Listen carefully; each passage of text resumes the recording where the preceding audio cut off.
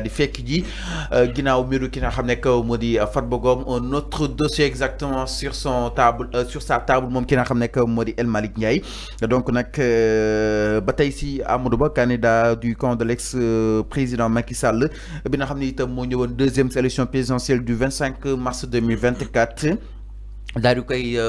battre au premier tour dans le cadre des activités judiciaires. Le procureur mu ordonné woon exactement arrestation plusieurs personnalités, émis des mandats d'arrêt à l'encontre de personnes résidant à l'étranger ma ni kon nag mbokk yi bokk na si ki nga xam ne moo di Amadou Ba en tout cas donc le procureur pôle judiciaire financier mu daal di recouvert benn enquête sur l'expropriation des titres fonciers 5058/NGA 13 833/NGA aussi mu nekk dossier boo xam ne itam mi ngi doon en suspense depuis 2022 foofu si deuxième cabinet bu tribunal hors classe de Dakar dans une affaire une demande de levée d'immunité nag daal di koy li nga xam ne moo di yëkki jëmale si ki nga xam ne moo di Birima Mangara ak justement moom Amadou Ba. Alors la question qu'on va se poser mooy gis nañ Farba yëf yi nu mu demee ak temps bi nga xam ne itam jël na ko ça reviendra du pareil au même mais aussi Assemblée nationale cette décision bi nga xam ne itam El Malick war na ko jël sûrement amal li nga xam ne moo di une réunion laata ñuy procéder à la plénière concrètement comment ça se passe aussi est-ce que commission ad hoc bi da nga koy daal di installé waat. dama ne même commission ad hoc mooy saytu loolu. bu ñu ko installé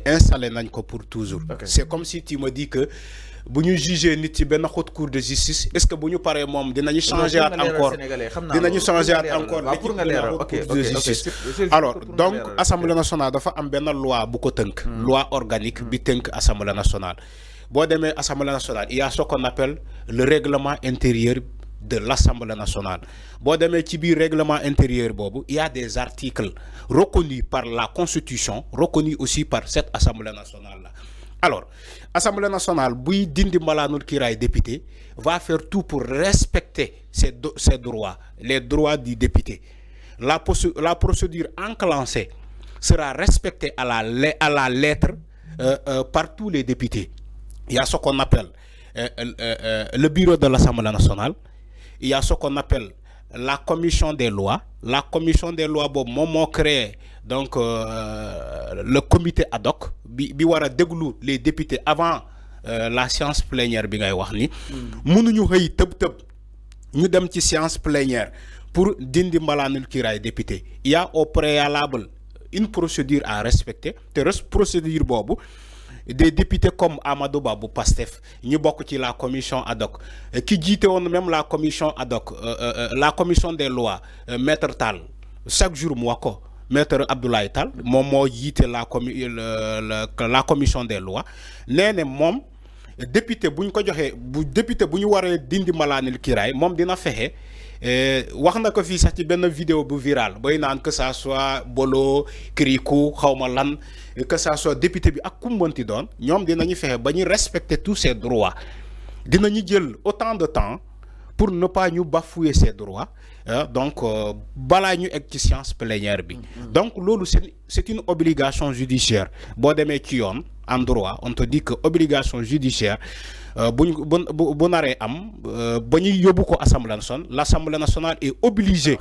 de procéder ainsi. Quelle est l'étape actuelle exactement? L'étape actuelle c'est le procureur moo saisir ministre bi pour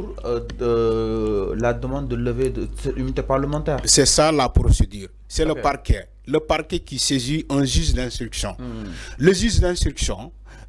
moom dina saisir le garde des Sceaux. Le garde des Sceaux, voilà, le parquet moom moo saisir un juge d'instruction pour que juge boobu mën a procéder jaar ci étape bu mu war a jaar ba ñu egg assemblée nationale pour ñu mën a dindi malaanul kiiraay Amadou Ba et consort. Même ñu bëri ñu ngi wax ci le cas de Moustapha Diop. Voilà, donc loolu yëpp dafay am procédure normale bu ñu war a suivre tey on est au niveau du parquet. C'est le parquet, le procureur qui saisit un juge d'instruction sàkku ci moom pour ñu procéder au comment dire pour des besoins d'enquête donc procéder à la levée d'immunité parlementaire du député Amadou Ba. Donc juge d'instruction boobu bu jotee bataaxal procureur moom tamit dafay bind moom bi bindee day bind donc le procureur général moom mi bind le garde des Sceaux le garde des Sceaux mu bind moom aussi avec une demande, c'est-à-dire que duñu xëy nii sukkandiko ci ay lettre de transmission boobu dafa am lu muy accompagner mooy le document de la demande la demande de levée d'immunité day nekk un document motivé dafay nekk un document motivé accompagné d'une lettre de transmission boobu lay accompagner donc ce qu'on appelle les pièces comment on l'appelle ci jargon judiciaire des pièces annexes, voilà les pièces annexes ñoom ñooy accompagner cette demande là. Donc ñu jaarale ko fu mu war a jaar ba egg ci président de l'Assemblée nationale moom mu convoqué le bureau de l'Assemblée nationale après bu ñu paree ci loolu ñu convoqué aussi la commission ad hoc la commission des lois bu paree loolu après mu convoqué la commission ad hoc le comité ad hoc moom moo war a déglu d'abord les députés là balaa ñu dem. alors ñu proposé aussi ay réformes foofu sa Assemblée nationale que ni dafa xaw a yéex dina lever dina immunité nit mu daal di jël bi de temps yu bëri démb maa doon waxtaan ak Cheikh Baye mu peut-être jàpp ni il faut ñu amal li nga xam ne que mooy justement ay réformes alors dans ce sens est-ce que tu partages justement cet avis par rapport ak tey nu yëf yi di xewee yéex concrètement. Il faut ngeen xam ni l'Assemblée nationale c'est une structure à part. C'est un pouvoir à part. La justice, c'est un pouvoir à part. Mais ces réformes se font de l'Assemblée. Assemblée nationale, quelle réforme est ko Assemblée nationale, quelle réforme est ko on a réformé la justice. Non, réforme Assemblée nationale la ñuy jaarale loi yi. La ñuy jaarale les modifications de loi. Mais bis bu ñu demee ñoom ba ñu war a mën a réformer ñoom seen ay loi ñoo ko war a mën a réformer seen bopp. Dama ne Assemblée nationale kenn réformé wu ko. Il faut ngeen xam bis bu ñu demee si toutefois France la laq. Non, si toutefois loolu eggaguñu fa. OK. Donc ñun on parle du moment. Mais si toutefois ay perspectives yi ñuy teg la par rapport ak li nu muy jëlee temps d'autres il faut ñu mën a changer doxalin bi. C'est la question que je ne comprends pas. Est-ce que tu partages cette idée allant dans C'est la question que je n'ai pas compris. Si toutefois man tu me parles des levées d'immunité parlementaire tantôt nga ne ma yéex na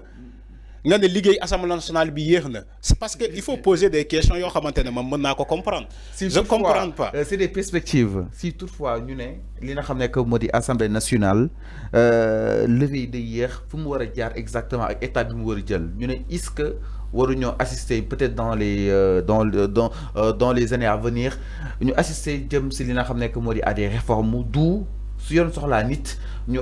def ko lu mu gën a gaaw daal di koy jébbal ko nekkul ni day perdre li nga xam ne moo di poste député mais quand même ñu daal di baral li nga xam ne moo di dossier bi est-ce que tu partages l'idée selon laquelle que ni war nañ dem allant dans ce sens amal ay réformes sûrement forcément peccum na réew ma et que surtout jëm si li nga xam ne moo di levée immunité yi parce que juróon na coow depuis un mois on en parle après le cas de Farba Ngom tey on nous reparle ki nga xam ne moo di Amadou Ba et tant d'autres. Xam nga yow tu me parles des choses yoo xamante ne exeegul loolu peut-être je ne sais pas toutefois je ne sais pas mais maintenant ce que je sais Assemblée nationale député bu fa nekkee mënoo ko déglu sans ñu lever immunité parlementaire am que ça soit muy yéex wala mu gaaw xam nga yéexaay bi quand il veut respecter la procédure normale dafay yéex Macky Sall nous a habitués à un fast track te fast track boobu moo tax ñu bëri jàpp ni que li dal li ñuy def ci Farba dafa yéexul. On a respecté la procédure normale en respectant bien sûr les droits du député Farba. On va faire la même chose avec tous les députés ñi war a jaar Assemblée nationale. Ils vont procéder de la même sorte. Maintenant, comme Macky Sall nous a habitués ci la 13e et la 14e législature ci ay fast track député boo xamante ne ci à moins de 24 heures ñu procéder à son levée d'immunité parlementaire moo tax ñu bëri yaakaar ni dafa yéex mais yéexul ni Assemblée nationale bu normal. Assemblée nationale bu baax nii la yàgg a demee boo xoolee le dossier de Farba def na ci surkii bi 3 semaines ak lu sinon lu ko ëpp 3 semaines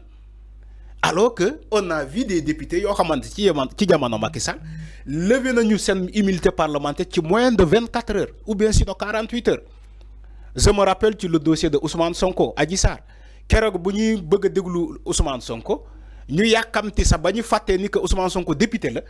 ñu bëgg ko convoquer mu rappeler leen ne leen boo leen ma bëggee déglu il faut ngeen lever sama immunité parlementaire ci la ñuy ñu daw dem ci procureur comment il s'appelle l'ancien procureur avant Abdou Karim Diop comment Bassirou Gueye ci lañ ko informé moom mu def gaawantu taf à moins de 24 heures affaire bi egg na ci garde des Sceaux yóbbu na ko président de l'Assemblée nationale ñu convoqué Ousmane Sonko à moins de 24 heures ñu procéder à la levée de l'immunité parlementaire de Ousmane Sonko loolu mooy fast track alors que on doit respecter les droits de Ousmane Sonko en tant que député mais defuñu ko aujourd'hui la 15e législature est en train de respecter la procédure normale député bu ñu ko waree lever immunité parlementaire dañ koy déglu ba pare dañuy jaarale yëf yi fu ñu war a jaar à travers une demande motivée et accompagnée des pièces annexes ñu jox ko ñëpp tous les députés qui vont siéger ñoom ñu jéem a jox joxe seen approbation balaa ñuy dem ci séance plénière Assemblée nationale nii la yàgg a fonctionner peut-être ñeneen ñi ñoo saboté ko di def ko ay fast track ay genre yooyu mais ça a toujours été comme ça à l'Assemblée nationale dans toutes les assemblées nationales au monde il y a toujours des procédures à respecter ça a toujours été comme ça. Maintenant, s'il faut réformer à ce qu'un député soit entendu sans procéder à sa levée d'immunité parlementaire, lolo bu fekkee réforme mën na am ci allant dans ce sens, je ne sais pas. Peut-être il va falloir modifier le règlement intérieur de l'Assemblée nationale. Il va falloir modifier la Constitution. Parce que tu ne peux pas, tant que modifier le règlement intérieur de l'Assemblée nationale, ou bien tant que modifier la Constitution du Sénégal, tu ne peux pas entendre un député sans procéder à sa levée d'immunité parlementaire. Maintenant, vous faites que réformer dans le futur, c'est faisable. Il va falloir d'abord modifier les textes. Alors mi ngi noonu exactement par rapport ak li nga xam ne que moo di pencub ndawi réew ma jàppale ni itam donc fi ñu toll ni jàpp ni li nga xam ne que moo di yoon ak wàllu yonal mi ngi daal amal li nga xam ne que moo di liggéeyam par rapport ak wàllu wunu mel mu nekk ay réformes yoo xam ne itam sénégalais ñu ngi koy daal di xaar dans les années qui suivent exactement par rapport à aujourd'hui comment accélérer li nga xam ne que moo di ces dossiers pour ne pas que ñu tas si perdre suñu temps concrètement. Alors ñu daal ñëw itam si beneen point ko sans plus tarder ginnaaw mbiru ki nga xam ne que moo di Amadou Ba ak aussi cette décision bu El Malick Ndiaye ñu ngi koy daal di xaare ni peut-être su daal di yegsee si moom concrètement. Alors un nouveau rebondissement du côté de la régie c'est dans